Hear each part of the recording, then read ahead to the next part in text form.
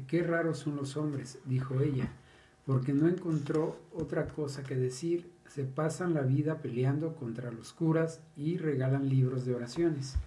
Desde entonces, aún en los días más críticos de la guerra, la visitó todas las tardes, muchas veces cuando no estaba presente Remedios, la bella. Era él quien le daba vueltas a la rueda de la máquina de coser.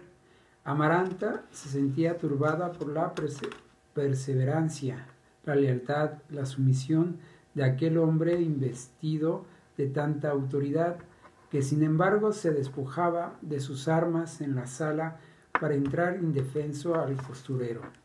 Pero durante 4 años él le reiteró su amor, y ella encontró siempre la manera de rechazarlo sin herirlo, porque aunque no conseguía quererlo ya, no podía vivir sin él. Remedios, la bella, que parecía indiferente a todo, y de quien se pensaba que era retrasada mental, no fue insensible a tanta devoción, e intervino en favor del coronel Gerineldo Márquez. Amaranta descubrió de pronto que aquella niña que había criado, que apenas despuntaba a la adolescencia, era ya la criatura más bella que se había visto en Macondo. Sintió renacer en su corazón el rencor que en otro tiempo experimentó contra Rebeca, y rogándole a Dios que no la arrastrara hasta el extremo de desearle la muerte, la desterró del costurero. Fue por esa época en que el coronel Gerineldo Márquez empezó a sentir el hastío de la guerra.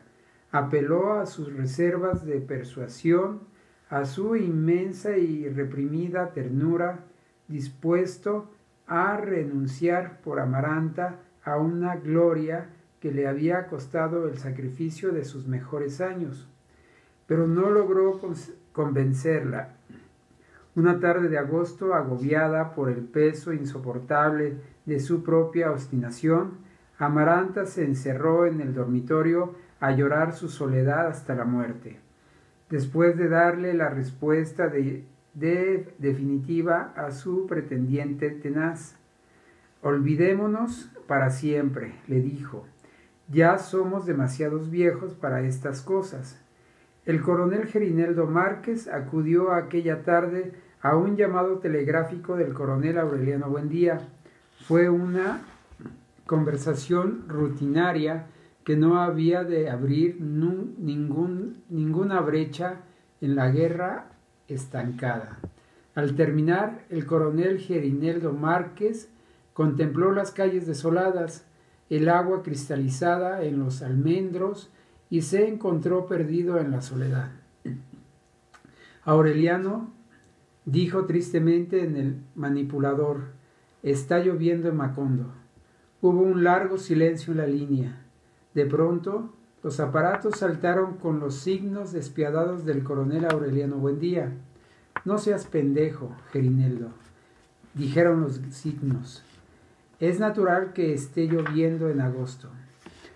Tenían tanto tiempo de no verse que el coronel Gerineldo Márquez se desconcertó con la agresividad de aquella reacción. Sin embargo, 2 meses después, cuando el coronel Aureliano Buendía volvió a Macondo, el desconcierto se transformó en estupor. Hasta Úrsula se sorprendió de cuánto había cambiado. Llegó sin ruido, sin escolta, envuelto en una manta a pesar del calor, y con 3 amantes que instaló en una misma casa, donde pasaba la mayor parte del tiempo tendido en una hamaca. Apenas si leía los despachos telegráficos que informaban las operaciones rutinarias. En cierta ocasión el coronel Gerineldo Márquez le pidió instrucciones para la evacuación de una localidad fronteriza que amenazaba con convertirse en un conflicto internacional. «No me molestes por pequeñeces», le ordenó él, consultado con la divina providencia. Era tal vez el momento más crítico de la guerra. Los terratenientes liberales, que al principio apoyaban la revolución, Habían suscrito alianzas secretas con los terratenientes conservadores para impedir la revisión de los títulos de propiedad. Los políticos que capitalizaban la guerra desde el exilio habían repudiado públicamente las determinaciones drásticas del coronel Aureliano Buendía, pero hasta esa desautorización parecía tenerlo sin cuidado. No había vuelto a leer sus versos, que ocupaban más de 5 tomos y que permanecían olvidados en el fondo del baúl. De noche, o a la hora de la siesta, llamaba a la hamaca a una de sus mujeres y obtenía de ella una satisfacción rudimentaria, y luego dormía con un sueño de piedra que no era perturbado por el más ligero indicio de preocupación. Solo él sabía entonces que su aturdido corazón estaba condenado para siempre a la incertidumbre. Al principio, embriagado por la gloria del regreso, por las victorias inverosímiles, se había asomado al abismo de la grandeza. Se complacía en mantener a la diestra al duque de Marlborough, su gran maestro en las artes de la guerra, cuyo atuendo de pieles y uñas de tigre suscitaba el respeto de los adultos y el asombro de los niños. Fue entonces cuando decidió que ningún ser humano, ni siquiera Úrsula, se le aproximara a menos de 3 metros. En el centro del círculo de tiza que sus edecanes trazaba donde quiera que él llegara, y en el cual solo él podía entrar, decidía con órdenes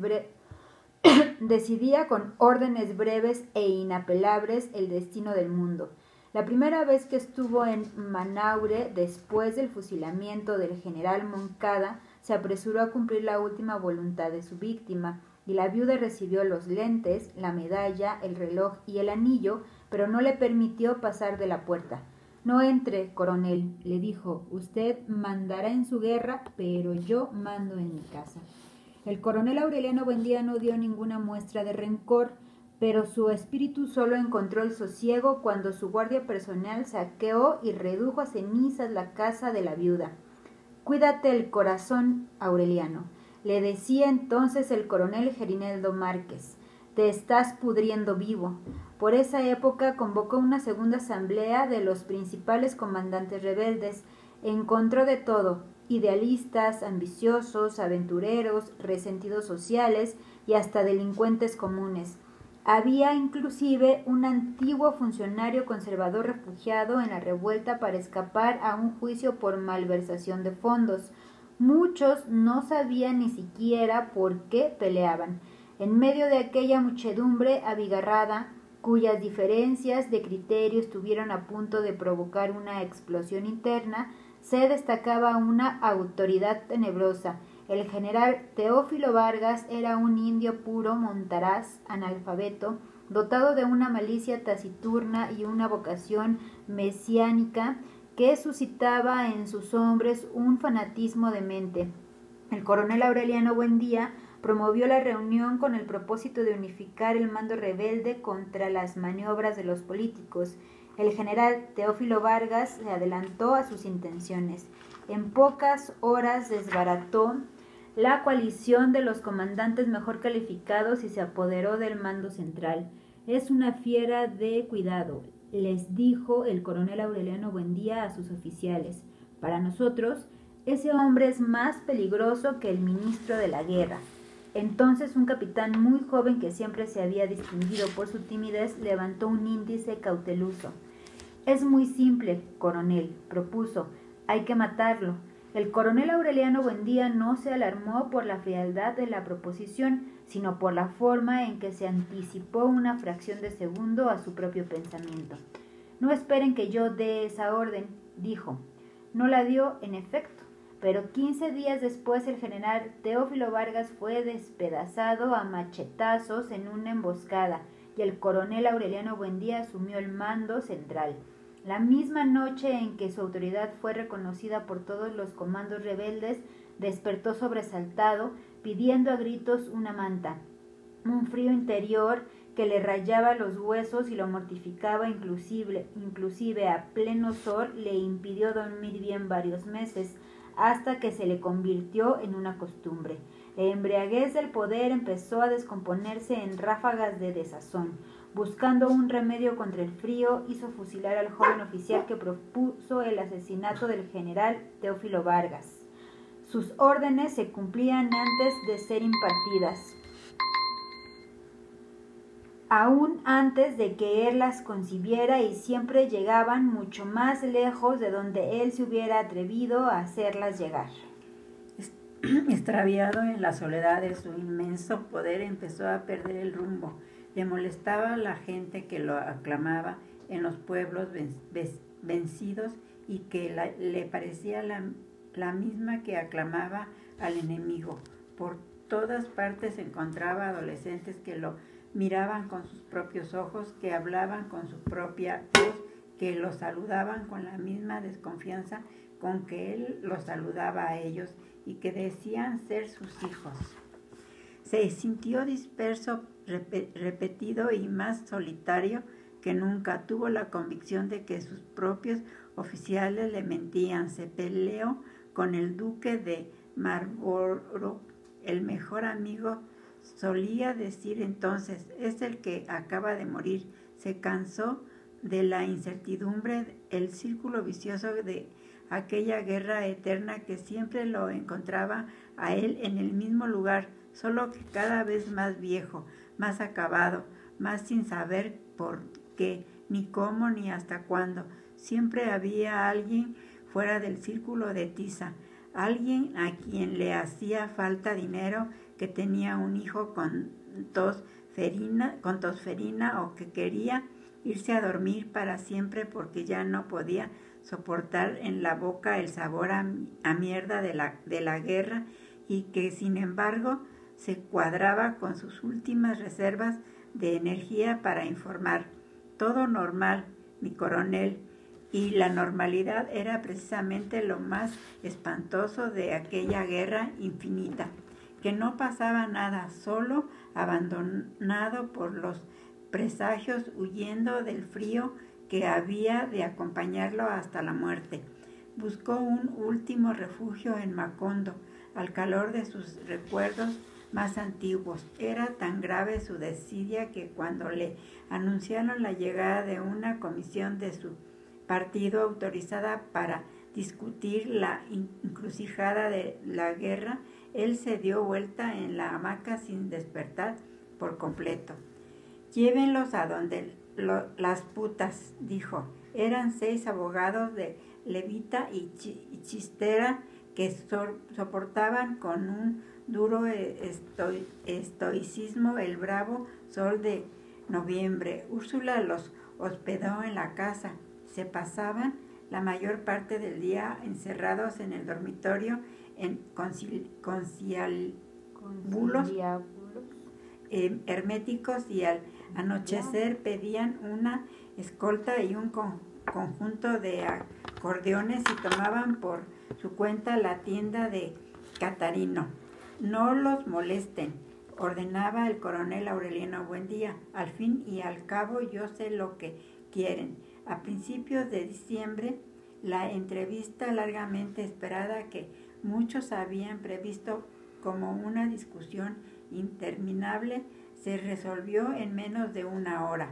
En la calurosa sala de visita, junto al espectro de la pianola amortajada con una sábana blanca, el coronel Aureliano Buendía no se sentó esta vez dentro del círculo de tiza que trazaron sus edecanes. Ocupó una silla entre sus asesores políticos y, envuelto en la manta de lana, escuchó en silencio las breves propuestas de los emisarios. Pedían, en primer término, renunciar a la revisión de los títulos de propiedad de la tierra para recuperar el apoyo de los terratenientes liberales. Pedían, en segundo término, renunciar a la lucha contra la influencia clerical para obtener el respaldo del pueblo católico. Pedían, por último, renunciar a las aspiraciones de igualdad de derecho entre los hijos naturales y los legítimos para preservar la integridad de los hogares. Quiere decir, sonrió el coronel Aureliano Buendía, bueno, terminó la lectura, que solo estamos luchando por el poder. Son reformas tácticas, replicó uno de los delegados. Por ahora, lo esencial es ensanchar la base popular de la guerra. Después veremos. Uno de los asesores políticos del coronel Aureliano Buendía se apresuró a intervenir. Es un contrasentido, dijo. Si estas reformas son buenas, quiere decir que es bueno el régimen conservador. Si con ellas lograremos ensanchar la base popular de la guerra, como dicen ustedes, quiere decir que el régimen tiene una amplia base popular. Quiere decir, en síntesis, que durante casi 20 años hemos estado luchando contra los sentimientos de la nación. Iba a seguir, pero el coronel Aureliano Buendía lo interrumpió con una señal. No pierda el tiempo, doctor, dijo. Lo importante es que desde este momento solo luchamos por el poder. Sin dejar de sonreír, tomó los pliegos que le entregaron los delegados y se dispuso a firmar. Puesto que es así, concluyó, no tenemos ningún inconveniente en aceptar. Sus hombres se miraron consternados. ¿Me perdona, coronel?, dijo suavemente el coronel Gerineldo Márquez, pero esto es una traición. El coronel Aureliano Buendía detuvo en el aire la pluma entintada y descargó sobre él todo el peso de su autoridad. Entrégueme sus armas, ordenó. El coronel Gerineldo Márquez se levantó y puso las armas en la mesa. Preséntese en el cuartel, le ordenó el coronel Aureliano Buendía. Queda usted a disposición de los tribunales revolucionarios. Luego firmó la declaración y entregó los pliegos a los emisarios diciéndoles: señores, ahí tienen sus papeles, que les aprovechen. 2 días después, el coronel Gerineldo Márquez, acusado de alta traición, fue condenado a muerte. Derrumbado en su hamaca, el coronel Aureliano Buendía fue insensible a las súplicas de clemencia. La víspera de la ejecución, desobedeciendo la orden de no molestarlo, Úrsula lo visitó en el dormitorio. Cerrada de negro, investida de una rara solemnidad, permaneció de pie los 3 minutos de la entrevista. Sé que fusilarás a Gerineldo, dijo serenamente, y no puedo hacer nada por impedirlo, pero una cosa te advierto: tan pronto como vea el cadáver, te lo juro por los huesos de mi padre y de mi madre, por la memoria de José Arcadio Buendía, te lo juro ante Dios, que te he de sacar de donde te metas y te mataré con mis propias manos. Antes de abandonar el cuarto, sin esperar ninguna réplica, concluyó: es lo mismo que habría hecho si hubieras nacido con cola de puerco. Aquella noche interminable, mientras el coronel Gerineldo Márquez evocaba sus tardes muertas en el costurero de Amaranta, el coronel Aureliano Buendía rasguñó durante muchas horas tratando de romper la dura cáscara de su soledad. Sus únicos instantes felices, desde la tarde remota en que su padre lo llevó a conocer el hielo, habían transcurrido en el taller de platería, donde se le iba el tiempo armando pescaditos de oro. Había tenido que promover 32 guerras y había tenido que violar todos sus pactos con la muerte y revolcarse como un cerdo en el muladar de la gloria, para descubrir con casi 40 años de retraso los privilegios de la simplicidad. Al amanecer, estragado por la tormentosa vigilia, apareció en el cuarto del cepo 1 hora antes de la ejecución. Terminó la farsa, compadre, le dijo el coronel Gerineldo Márquez. Vámonos de aquí, antes de que acaben de fusilarte los mosquitos. El coronel Gerineldo Márquez no pudo reprimir el desprecio que le inspiraba aquella actitud.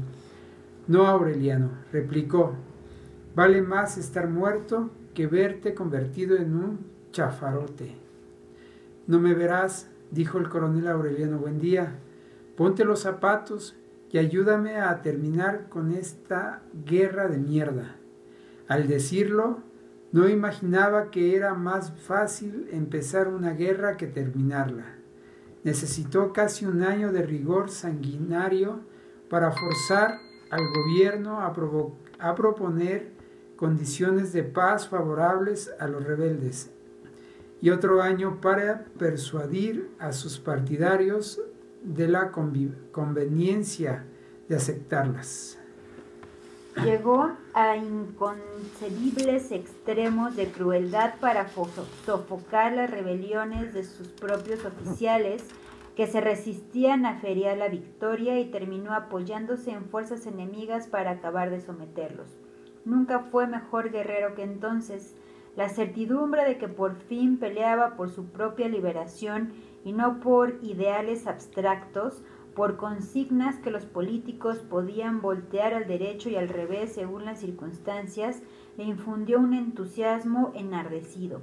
El coronel Gerineldo Márquez, que luchó por el fracaso con tanta convicción y tanta lealtad como antes había luchado por el triunfo, le reprochaba su temeridad inútil. No te preocupes, sonreía él, morirse es mucho más difícil de lo que uno cree. En su caso era verdad. La seguridad de que su día estaba señalado lo invistió de una inmunidad misteriosa, una inmortalidad a término fijo que lo hizo invulnerable a los riesgos de la guerra y le permitió finalmente conquistar una derrota que era mucho más difícil, mucho más sangrienta y costosa que la victoria. En casi 20 años de guerra, el coronel Aureliano Buendía había estado muchas veces en la casa, pero el estado de urgencia en que llegaba siempre, el aparato militar que lo acompañaba a todas partes, el aura de leyenda que doraba su presencia y a la cual no fue insensible ni la propia Úrsula, terminaron por convertirlo en un extraño. La última vez que estuvo en Macondo y tomó una casa para sus 3 concubinas, no se le vio en la suya sino 2 o 3 veces, cuando tuvo tiempo de aceptar invitaciones a comer. Remedios, la Bella y los gemelos, nacidos en plena guerra, apenas sí lo conocían. Amaranta no lograba conciliar la imagen del hermano que pasó la adolescencia fabricando pescaditos de oro con la del guerrero mítico que había interpuesto entre él y el resto de la humanidad una distancia de 3 metros.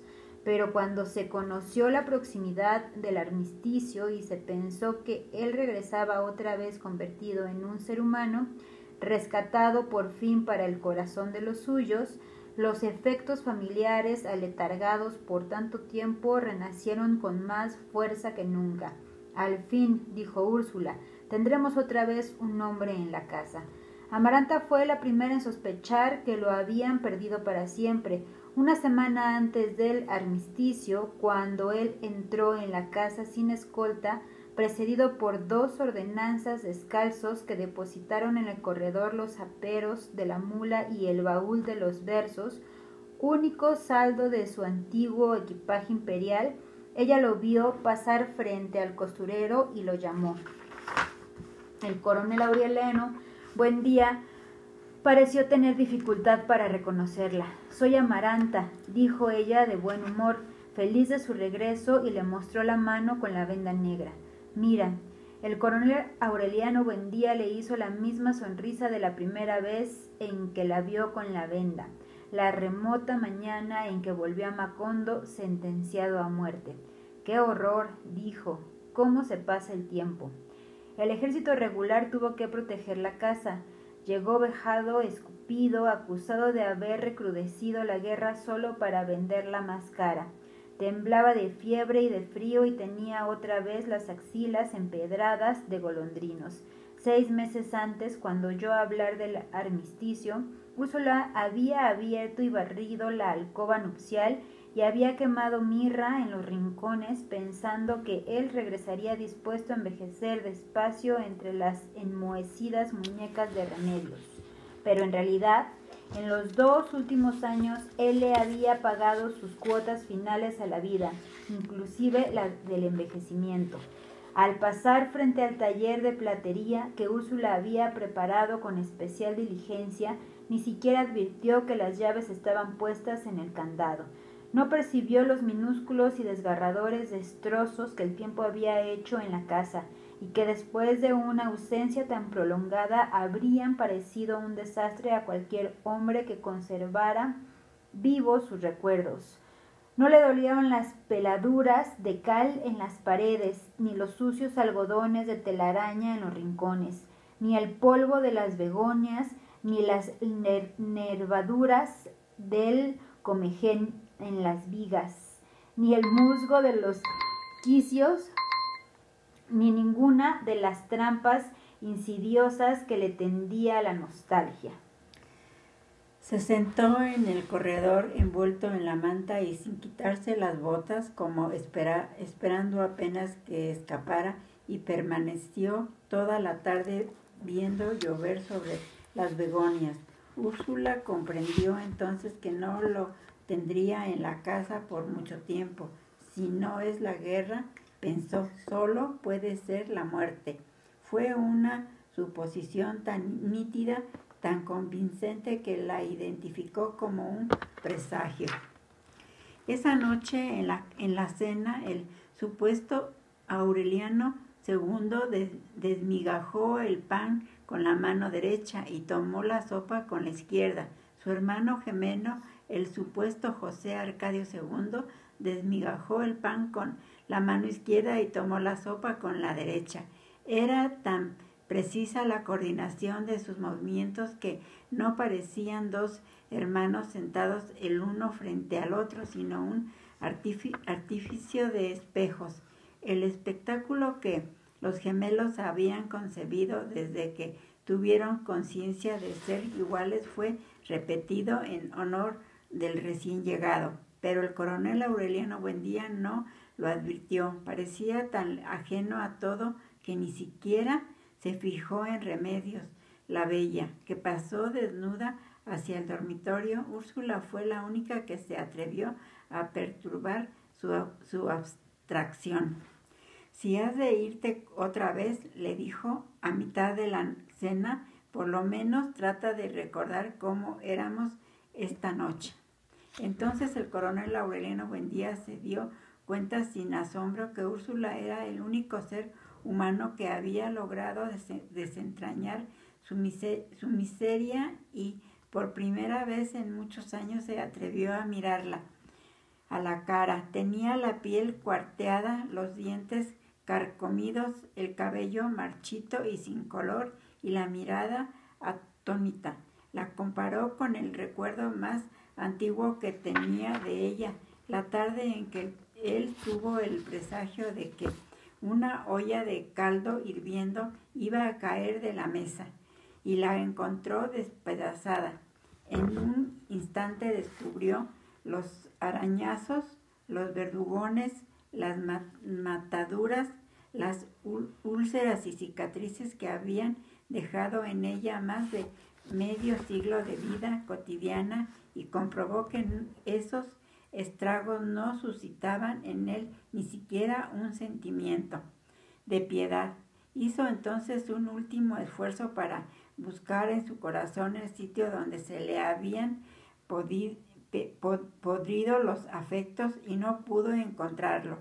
En otra época al menos experimentaba un confuso sentimiento de vergüenza cuando sorprendía en su propia piel el olor de Úrsula, y en más de una ocasión sintió sus pensamientos interferidos por el pensamiento de ella.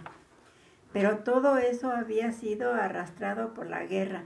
La propia Remedios, su esposa, era en aquel momento la imagen borrosa de alguien que pudo haber sido su hija. Las incontables mujeres que conoció en el desierto del amor y que dispersaron su simiente en todo el litoral. No habían dejado rastro alguno en sus sentimientos. La mayoría de ellas estraba en el cuarto, en la oscuridad, y se iba antes del alba, y al día siguiente eran apenas un poco de tedio en la memoria corporal. El único afecto que prevalecía contra el tiempo y la guerra fue el que sintió por su hermano José Arcadio, cuando ambos eran niños, y no estaba fundado en el amor, sino en la complicidad.